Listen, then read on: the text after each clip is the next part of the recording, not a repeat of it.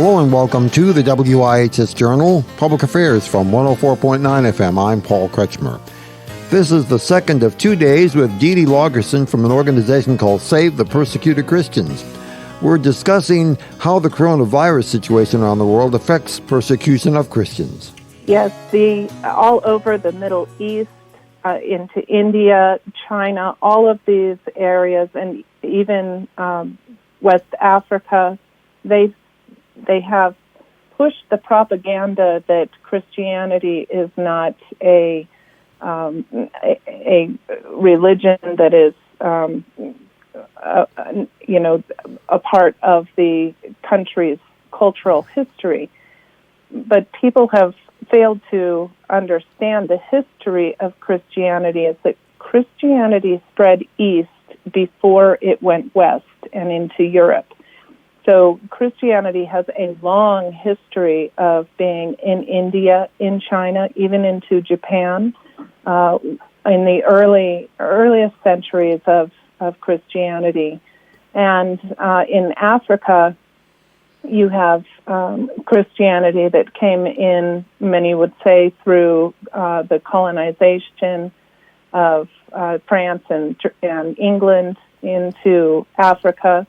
And while that may be in large part true, at least in Africa, it is not the case in the Middle East or east into India and others. In India right now, you're having a huge push for back to the original religion of Hindu only. And in fact, there's a plan to rid India of all other religions by 2020. So we're in 2020. You're definitely seeing an uptick of violence against Christians.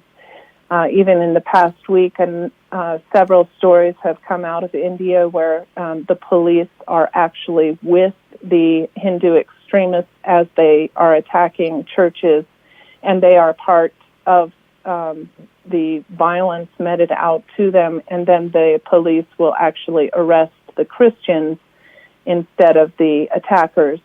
So it's a very serious situation when religious freedom is not respected, as all those who have signed onto the UN Charter have signed also the UN Human Rights, Human Rights Article 18 provides for religious freedom, freedom of religion and belief, or no belief at all. But these regimes, these countries, continue to curb those rights and crush the Christians. Christians are persecuted in a record number of countries around the world.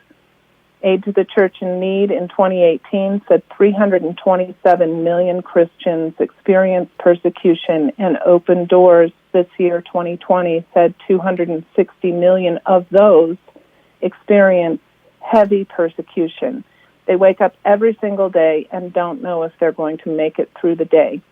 They experience the highest rate of violent persecution. Their livelihoods are at risk. They are frequently abducted, forcibly converted, raped, or imprisoned because they follow Jesus.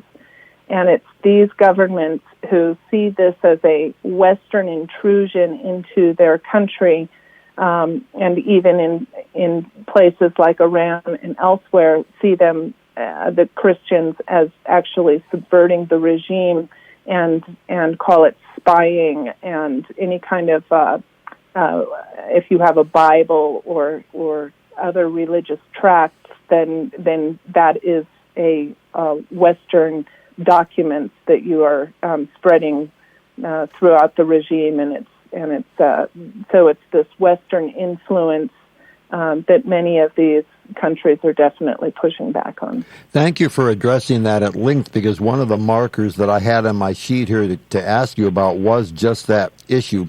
As a personal as well as professional hobby, I follow the reports of the BBC World Service, and the BBC has been reporting extensively for quite some time now about the initiatives of the BJP party led by Prime Minister Modi, whose frank intention, as you outlined it, really was that India shall be a Hindu nation, and other religions will not be tolerated. And it's even been to the point where if a person is from another country, they can enter India as a refuge as long as they're not Muslim, for instance. Yes, well, and that goes to the political tensions between India and Pakistan. Pakistan is a mostly majority Muslim country, and then you have India and Nepal, and they are Hindu countries. And so you see a lot of tension between those two countries, which are natural enemies of one another. And then you see somebody like President Trump come into the realm, and he's dealing with China and Pakistan and India. And instead of addressing head-on the religious persecution that is rampant in India, India is number 10 on the Open Doors World Watch list of persecuting countries. And he, because of politics and because of industry and potential trade deals, President Trump, unfortunately, was not willing to publicly call Prime Minister Modi out on the map for the persecution of Christians and other faiths in India, which only allows for a greater level of an intensification of persecution in India. When somebody such as President Trump, who with one word, really, he could bring down the violence against Christians by putting Prime Minister Modi on the spot, he did not do that in a public way. So we're concerned about what's happening in India. The violence is definitely increasing. Muslims have it hard there, but Christians do too. They have a law in India that you may not forcibly convert anyone. And Christians, by the mere nature of our faith, that we must go out to all the world and tell the good news, when you share your faith with another, the Hindu extremists in India see that as forcibly converting the poor people of India who have, they're given gifts of food and gifts of clothing and other things that Christians naturally provide for their neighbor.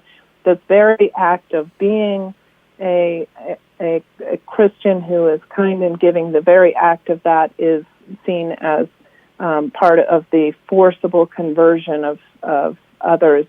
And so they use this law against the Christians, and many of the pastors in India are under very serious pressure and frequently abused and arrested for simply expressing their faith, for simply sharing their faith, for holding church services or prayer services. That in and of itself is seen by these Hindu extremists as acts of forcible conversion. And so for that, they are frequently arrested. Thank you very much for making your time available to us today. It was a pleasure seeking to catch up with you again, as you and I did recently, a little while back. Thank you, Paul. Dede Laugersen is from Save the Persecuted Christians, and our discussion is centered on coronavirus and its impact on persecution of Christian believers around the world at the moment. For further information, call us at 860-346-1049. The opinions expressed are those of the participants, not necessarily those of the staff or management of the station. I'm Paul Kretschmer on the WIHS Journal, Public Affairs from WIHS, Middletown.